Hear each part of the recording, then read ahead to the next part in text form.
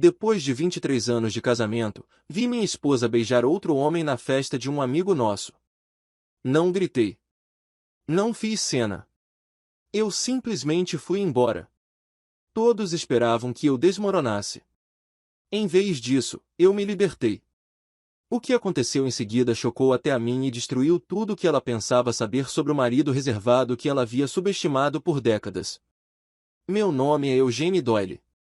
Tenho 48 anos e, nos últimos 15 anos, construí uma reputação como um dos arquivistas de família e consultores genealógicos mais confiáveis da Nova Inglaterra. Irônico, não é?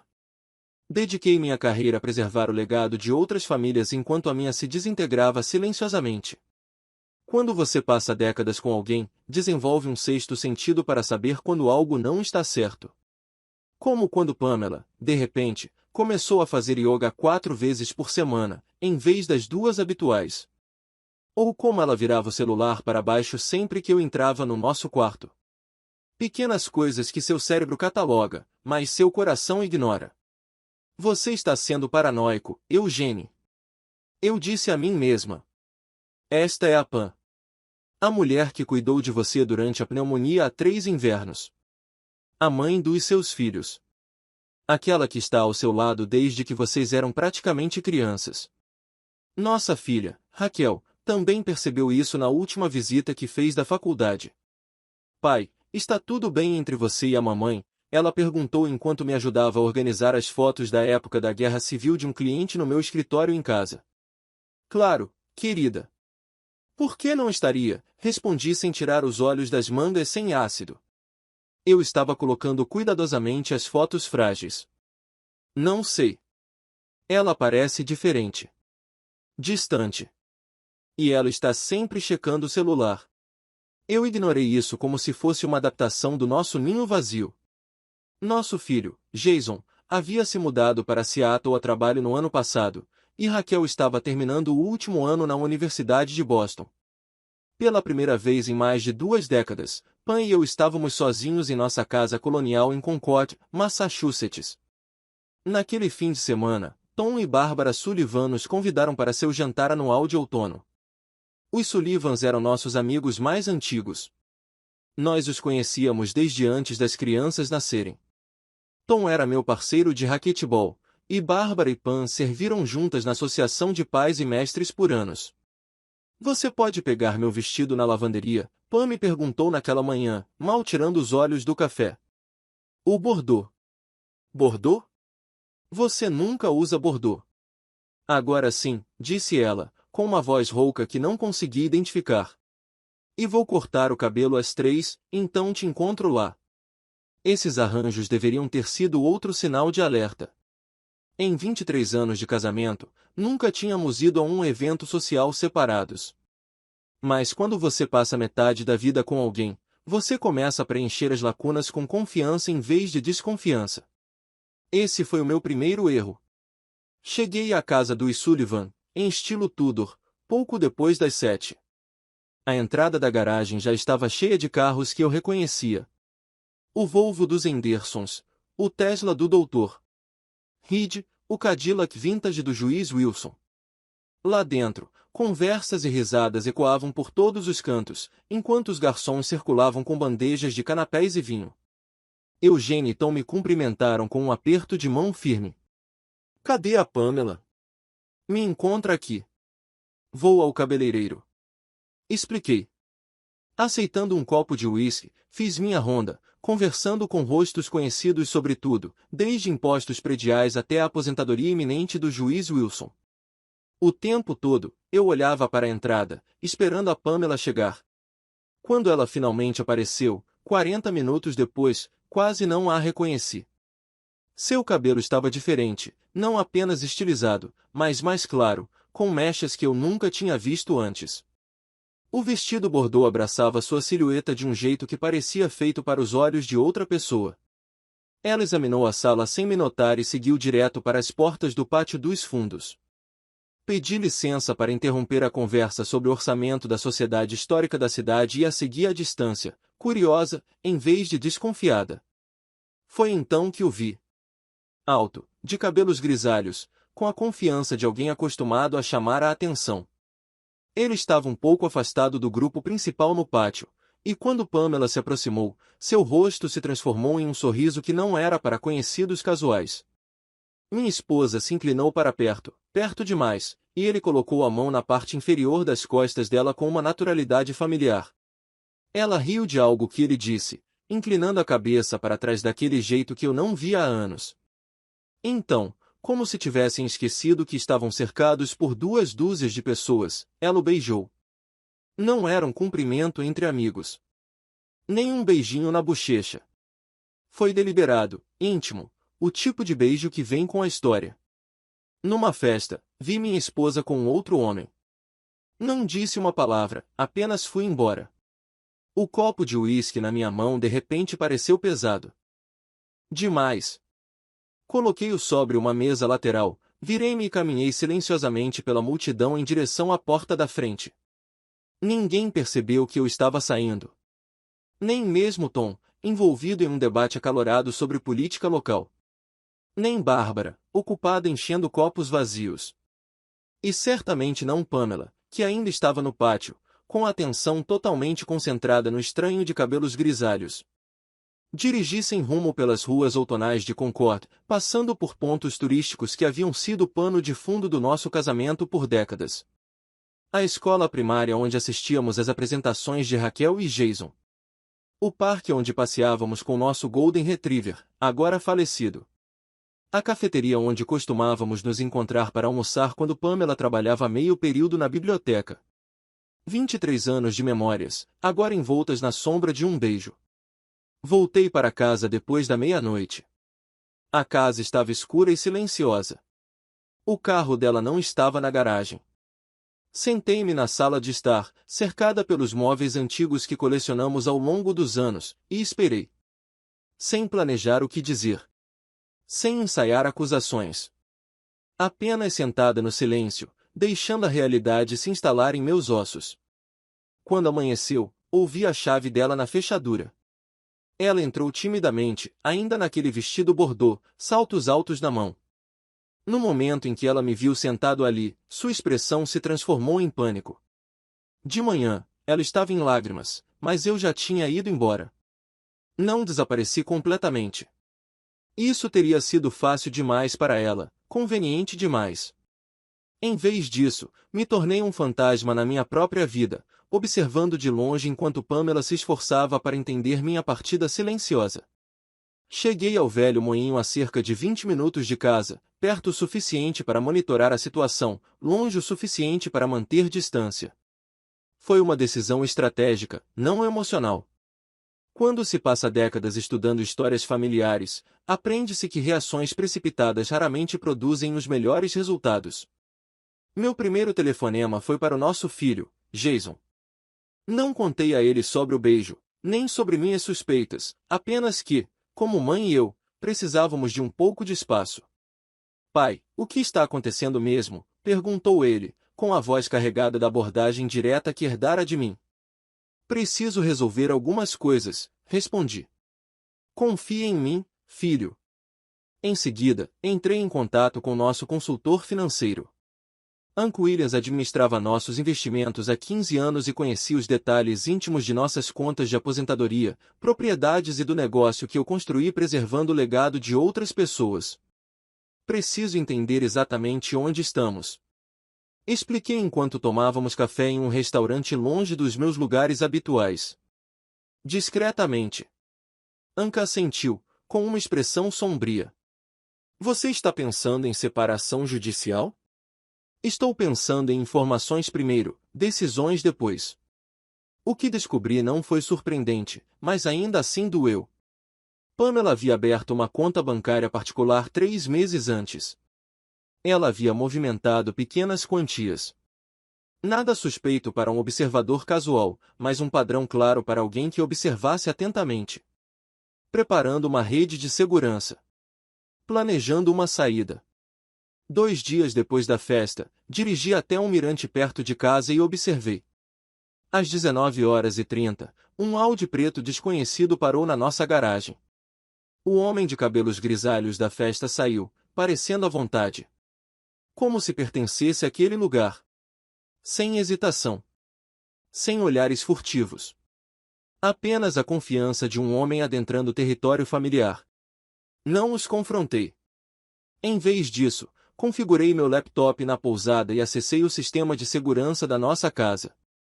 O mesmo que eu havia instalado depois de uma invasão 2 anos antes. As câmeras cobriam as entradas externas e as áreas de estar principais. Não os quartos.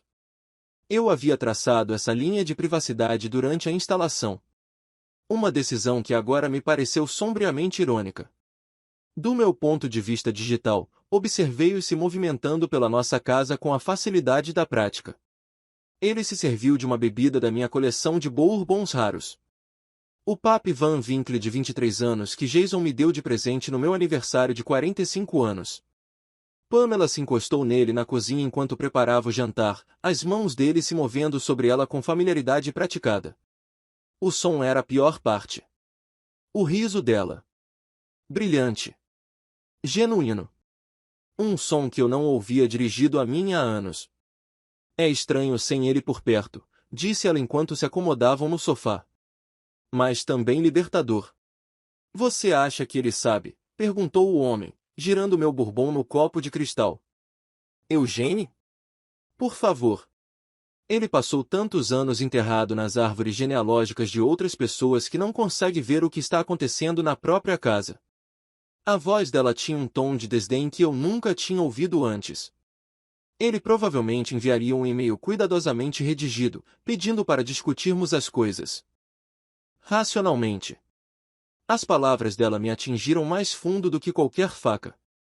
23 anos de casamento, reduzidos a uma demissão com desprezo. Mas eu não me enfureci. Eu não me quebrei. Simplesmente observei, reunindo evidências. Construindo meu caso com a mesma precisão metódica que usei ao reconstruir conexões familiares centenárias. Pela manhã, eu tinha um panorama completo, não apenas da traição dela, mas do seu absoluto desrespeito pela vida que construímos juntos. Não fui criado para ser vingativo. Meu pai, professor de história no Boston College, me ensinou que a dignidade reside em respostas ponderadas, não em explosões emocionais. Mas dignidade não significa rendição. Significa lutar com inteligência. Minha primeira atitude foi puramente financeira. Entrei em contato com nosso banco e empresas de investimento, solicitando a adição da autenticação de 2 fatores em todas as nossas contas conjuntas. Uma medida de segurança razoável, considerando as preocupações recentes com roubo de identidade. Eu não isolei a Pamela. Isso seria legalmente problemático. Mas eu me certifiquei de que nenhuma transação importante pudesse ocorrer sem minha aprovação explícita. Em seguida, liguei para Raquel no meu pai. O que está acontecendo? Ela perguntou imediatamente. Mamãe me ligou chorando ontem à noite, dizendo que você abandonou a família e que pode estar tendo uma crise de saúde mental. Mantive a voz firme. Estou perfeitamente sã, Raquel. Pergunte a si mesma. Se eu estivesse tendo um colapso, teria organizado meus compromissos com clientes para garantir que o projeto de história da família de ninguém fosse atrasado? Teria eu providenciado para que o professor Martinez cobrisse minha série de palestras na Sociedade Histórica? A linha ficou muda por um momento.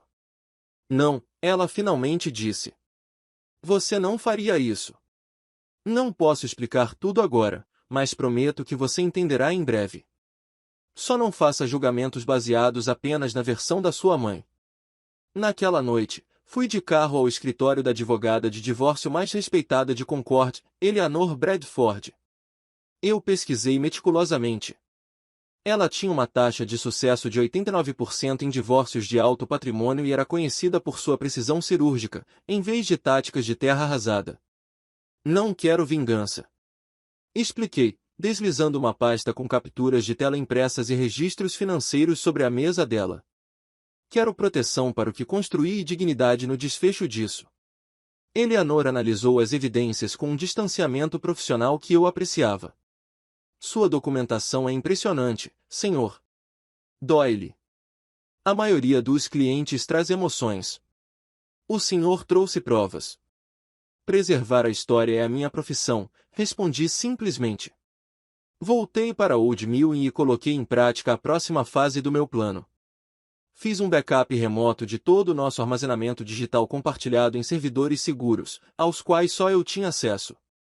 Fotos de família, vídeos de férias, os marcos das crianças.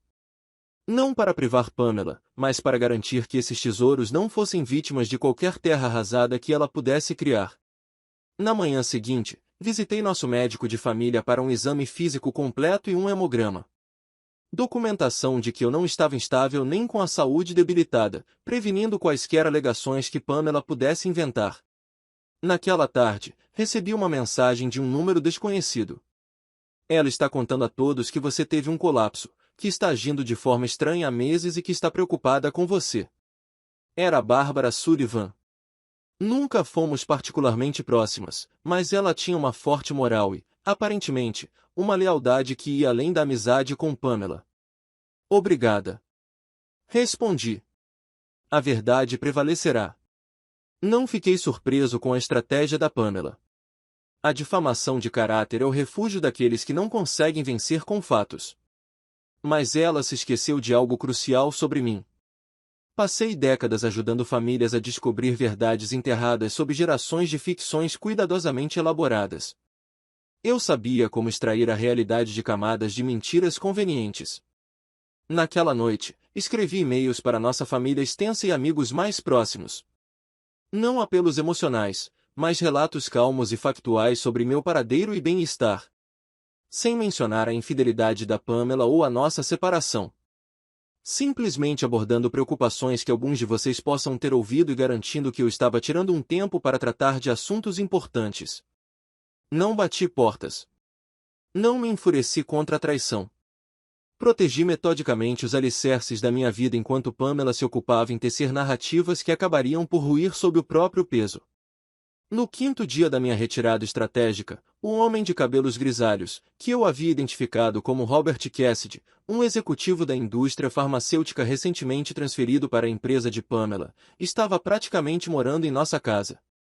Mas a fortaleza que pensavam estar ocupando já estava cercada, não por exércitos, mas pela força silenciosa e inexorável das consequências que se avizinhavam. Uma semana depois da minha ausência estratégica, enviei um pacote para Pamela. Sem endereço de retorno, entregue por transportador em vez de correio comum. Lá dentro, havia capturas de tela do carro do seu amante na nossa garagem, carimbos de data e hora bem visíveis, um extrato bancário mostrando sua conta secreta, uma transcrição de seus comentários desdenhosos sobre o nosso casamento, capturados pelo nosso sistema de segurança residencial, e um bilhete escrito à mão. Não estou com raiva. Só estou finalmente enxergando com clareza. Sem ameaças. Sem exigências. Apenas evidências de que sua narrativa cuidadosamente construída foi construída sobre areia. Observei a entrega pelas câmeras de segurança, ainda em controle. Pamela aceitou o pacote com suas roupas de yoga, provavelmente presumindo que fosse mais uma compra online. Suas mãos tremiam ao abri-lo no balcão da cozinha. O mesmo balcão onde eu preparava o café da manhã dela, todos os domingos, havia 2 décadas. A cor desapareceu do seu rosto enquanto ela examinava o conteúdo. Ela ligou para alguém freneticamente. Robert, provavelmente. Seus gestos ficaram cada vez mais agitados. Isso não fazia parte do roteiro. Eles planejaram lágrimas, recriminações, talvez até um confronto conturbado que pudessem criar para me fazer parecer instável. Não planejaram uma documentação silenciosa e metódica. Naquela noite, meu celular explodiu de mensagens. Não da Pamela. Ela ainda estava calculando o próximo passo, mas do nosso círculo de amigos. Bárbara Sullivan ligou primeiro. Eugene, não sei o que está acontecendo com você e a Pam, mas as pessoas estão dizendo coisas preocupantes. Que tipo de coisas, Bárbara? Mantive a voz neutra. Que você tem controlado. Que você a monitora há anos. Que a está punindo por tentar encontrar a felicidade. Ela parecia desconfortável, dividida entre décadas de amizade e novas acusações. Perspectiva interessante, respondi calmamente. Alguma vez te pareceu controladora nesses 20 anos que me conhece? Não, ela admitiu. É por isso que isso parece tão fora do seu caráter. Às vezes, a explicação mais simples é a correta, Bárbara. Depois que desligamos, o juiz Wilson ligou, depois os Hendersons. Cada conversa seguiu o mesmo padrão. Eles ouviram coisas perturbadoras, mas não conseguiram reconciliá-las com o homem que conheciam há décadas. Eu não os corrigi. Não ofereci contranarrativas. Eu simplesmente fiz perguntas que os fizeram refletir sobre suas próprias experiências comigo. A verdade não precisa de defesa agressiva quando é testemunhada em primeira mão. Naquela noite, dirigi até o bairro dela e estacionei algumas casas adiante. Em seu frenético controle de danos, Pamela havia se esquecido de um detalhe crucial. As cortinas do nosso quarto permaneciam abertas, como acontecia todas as noites desde que nos mudamos. Do meu ponto de vista, eu podia vê-la andando de um lado para o outro, o telefone encostado na orelha, gesticulando freneticamente. A fortaleza de mentiras começava a ruir por dentro. Não pelo meu ataque, mas pelo peso de suas próprias contradições. Pela manhã, o Audi de Robert havia sumido. A primeira rachadura na frente unida deles havia aparecido. 2 semanas depois da minha partida, Pamela finalmente ligou. Não mandou mensagem, ligou. Uma conversa por voz deixa menos rastros, cria menos registros. Atendi no quarto toque, dando-me tempo para concentrar meus pensamentos. Eugênie. A voz dela demonstrava preocupação. Precisamos conversar sobre o que está acontecendo. Concordo. Respondi, mantendo o tom comedido. Você pode voltar para casa? Por favor. Seja lá o que você esteja pensando, podemos resolver. Observe a frase. O que quer que você pense que está acontecendo? Não é um reconhecimento, mas uma sugestão sutil de que o problema estava na minha percepção e não nas ações dela. Ainda não estou pronto para essa conversa. Eu disse. Quando então? Você não pode simplesmente desaparecer depois de 23 anos. Um tom de indignação cuidadosamente modulado surgiu em sua voz. As crianças estão preocupadas. Nossos amigos estão preocupados. Agradeço a preocupação. Mantive a calma que ela antes achava reconfortante, mas agora claramente a irritava. Entrarei em contato quando estiver pronta. No dia seguinte, recebi uma mensagem da Raquel. Mamãe me pediu para ir para casa neste fim de semana. Diz que vocês dois estão com problemas sérios. Deveria? Sim, respondi. Mas mantenha os olhos abertos. Raquel sempre foi perspicaz. Quando criança, ela conseguia identificar o verdadeiro culpado nas brigas no parquinho enquanto os professores ainda estavam resolvendo as histórias conflitantes. Agora, como uma jovem mulher, essa percepção só se aguçava. Eu sabia exatamente o que Pamela estava fazendo. As crianças seriam suas testemunhas de caráter, sua alavanca emocional. Ela estava preparando o cenário para um confronto com uma plateia que certamente me faria hesitar, abrandaria minha determinação. Era hora de mudar o roteiro. Sexta-feira à tarde, entrei em contato com Jason em Seattle. Sua irmã vai para casa neste fim de semana. Acho que você deveria ir com ela. Pai, o que está acontecendo mesmo? Sua voz carregava a abordagem direta que ele herdara de mim. Uma apresentação está sendo preparada. Respondi. Acho que vocês dois deveriam estar na plateia. Na manhã de sábado, vi a Raquel chegar pelo sistema de segurança. Pamela a recebeu com um abraço emocionado, já dando o tom emocional. 3 horas depois, o carro alugado de Jason parou na garagem, a variável inesperada no cenário cuidadosamente arquitetado por Pamela. Não me intromete nas conversas particulares deles. Seja qual for a narrativa que Pamela estivesse contando, eu confiava no julgamento dos meus filhos. Eles me conheciam, não apenas o marido que a mãe deles descreveu, mas o pai que os ensinou a avaliar evidências e a pensar com independência. No domingo à noite, Raquel ligou. Pai, ela disse com a voz tensa. Acho que você deveria saber que a mamãe já está falando com advogados de divórcio. Ela tem toda essa história de negligência emocional e de como você tem sido frio há anos. E o que você acha? Perguntei, me importando mais com a percepção dela do que com as acusações da Pamela. Uma longa pausa. Acho que algo não bate, e acho que o amigo dela, Robert, parece extremamente confortável em nossa casa. Confie nos seus instintos, eu disse a ela. Eles sempre foram bons. Depois que desligamos, fiz uma última ligação para Eleanor Bradford, minha advogada. Eles começaram a fase narrativa, expliquei. Hora de seguir em frente.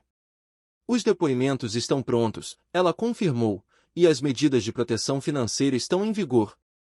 Tem certeza de que deseja prosseguir com a documentação? Pensei nas fotos de família em nossa lareira, nos votos que fizemos, na vida que construímos e na confiança que demonstrei. Sim, eu disse finalmente.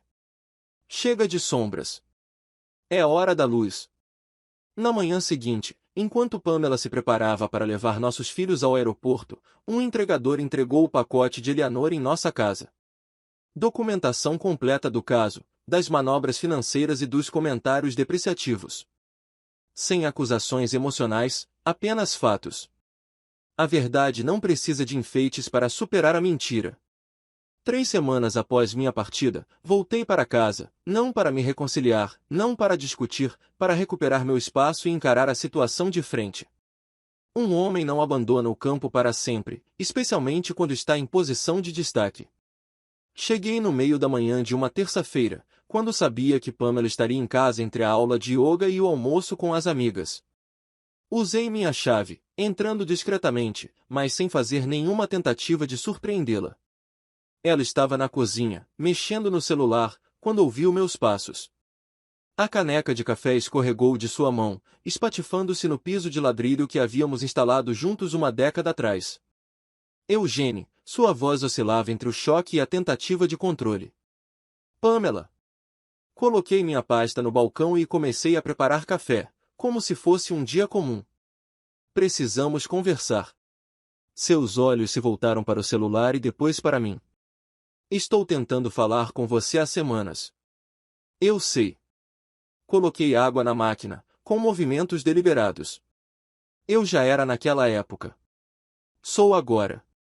Isso não é típico de você. Simplesmente desaparecendo. Ela começou, mudando para a narrativa que vinha elaborando.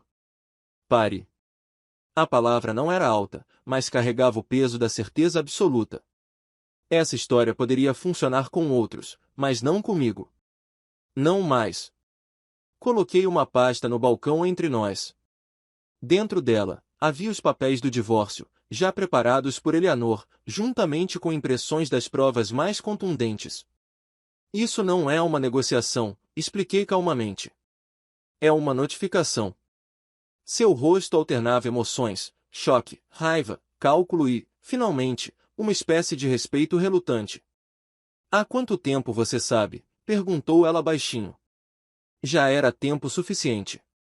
Não dei mais detalhes. Os detalhes não importavam mais. Ela pegou os papéis do divórcio e leu os termos. Seus olhos se arregalaram diante dos acordos financeiros. Justos, mas firmes, sem margem para manipulação. As crianças já sabem, acrescentei. Não tudo, mas o suficiente. Elas mesmas viram as evidências. Foi nesse momento que sua fachada cuidadosamente construída realmente ruiu. Pamela sempre priorizou sua imagem de mãe acima de tudo. Você não tinha o direito, sussurrou ela, mas as palavras careciam de convicção. Você fez escolhas, respondi simplesmente. Eu também. Antes de fechar a porta do meu escritório, virei-me. Estou seguindo em frente, Pamela. Você também deveria, só que não nesta casa. Não foi crueldade, foi clareza, o tipo de clareza que vem de reconhecer quando um capítulo realmente terminou. Uma semana depois de voltar para casa, encontrei Robert Cassidy pessoalmente. Não foi planejado, pelo menos não por ele. Eu estava saindo da biblioteca pública de Concord. Depois de pesquisar sobre os ancestrais de um cliente na época da Guerra Revolucionária quando avistei seu Audi no estacionamento do Café Chique do outro lado da rua.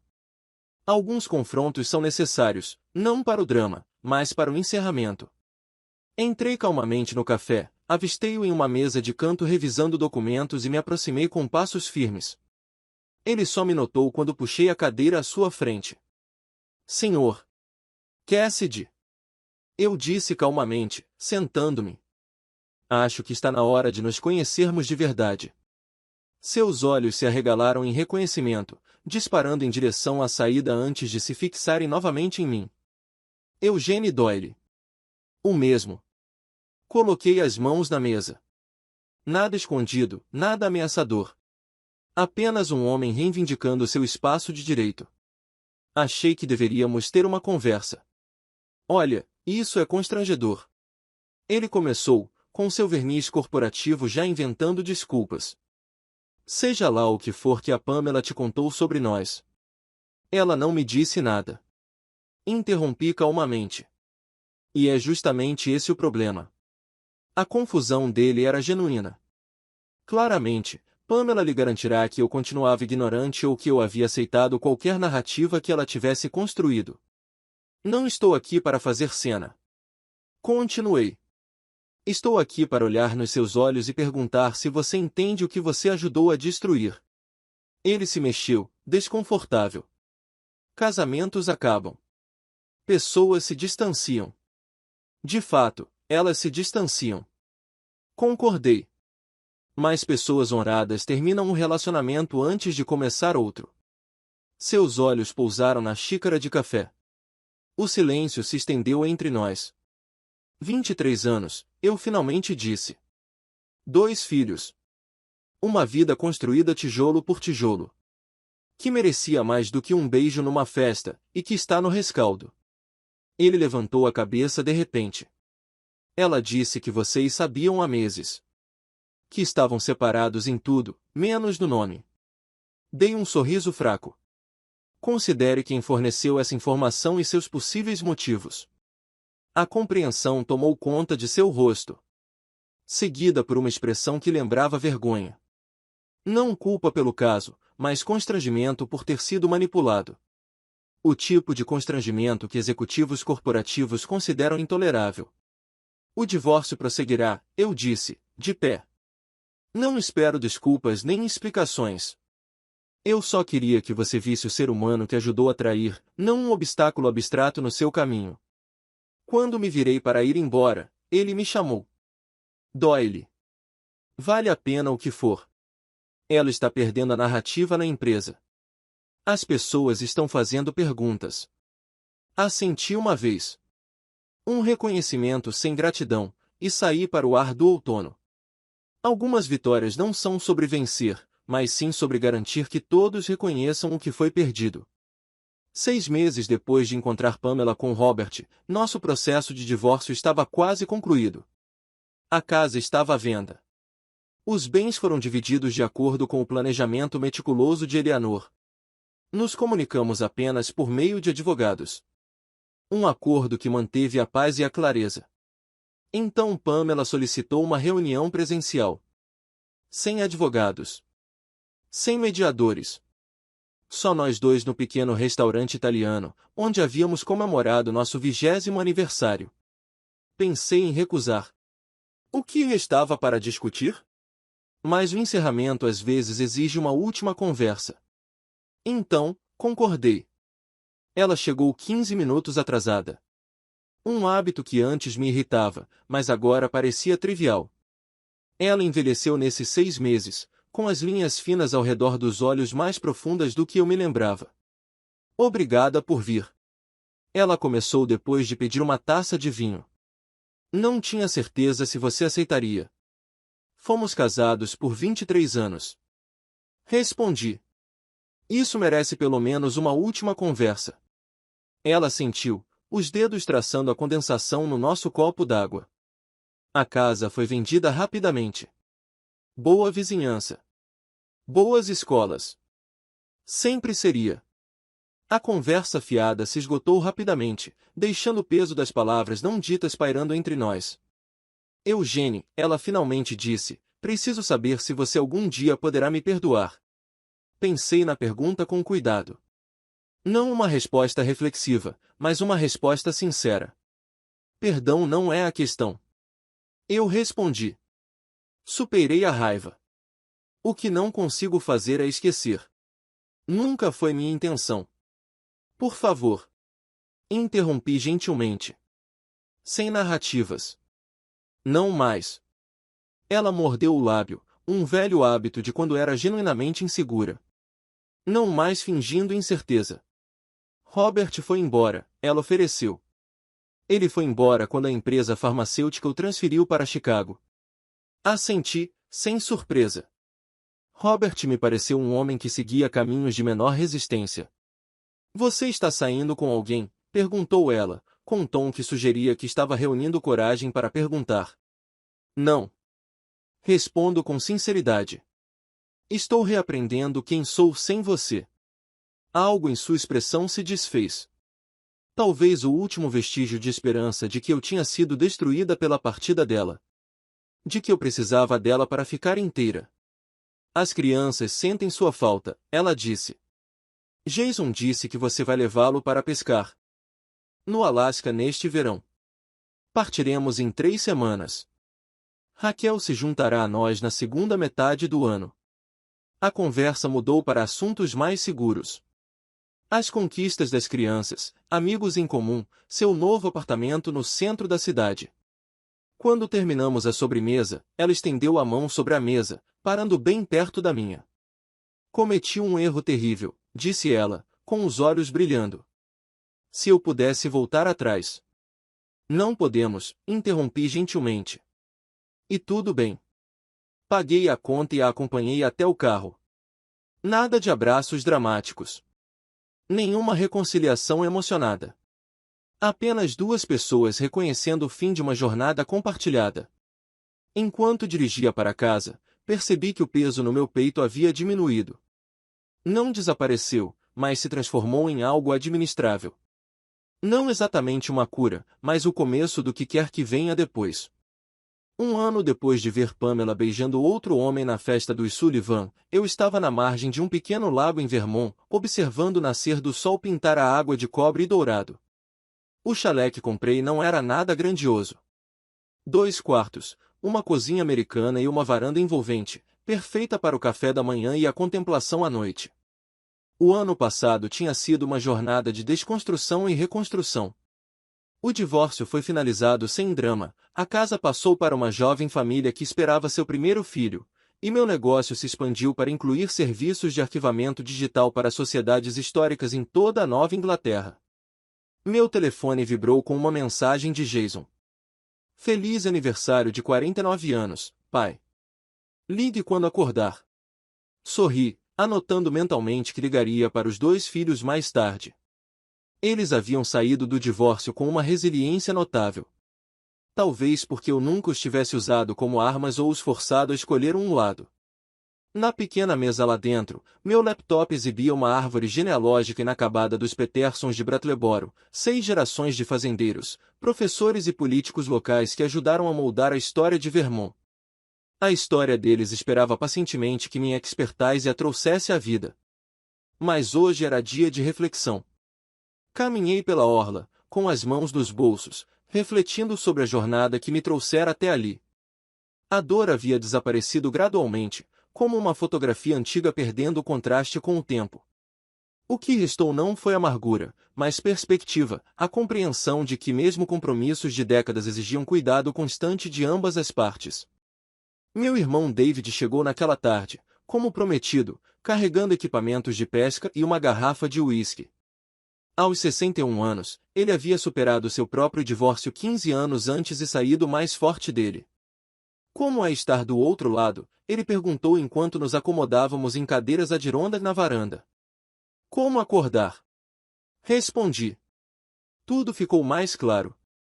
Conversamos enquanto o dia caía. Não apenas sobre Pamela e o passado, mas sobre meus planos de expandir o negócio, sua aposentadoria iminente, a viagem de pesca que prometemos a nós mesmos por décadas. Sabe o que mais me surpreendeu? Perguntei enquanto as estrelas apareciam sobre os pinheiros. Não a traição, mas como eu lidei com ela. Eu nunca soube que tinha esse tipo de força. David assentiu, entendendo o que eu queria dizer. Não orgulho de obstruir a justiça ou de calcular vingança, mas de manter a dignidade em meio à devastação. Alguns homens nunca descobrem isso sobre si mesmos, observou ele. É preciso uma tempestade para ver o que é feito para durar. Ele estava certo. O homem que havia saído daquela festa um ano atrás não era o mesmo sentado ali agora, não diminuído, mas destilado. Mais forte, mais claro, mais autêntico ele mesmo. À medida que a noite caía completamente ao nosso redor, percebi que havia parado de olhar para trás. As memórias arquivadas, tanto as boas quanto as dolorosas, haviam sido devidamente catalogadas e arquivadas, deixando espaço para o que viesse a seguir. Não exatamente uma segunda chance, nem um novo começo.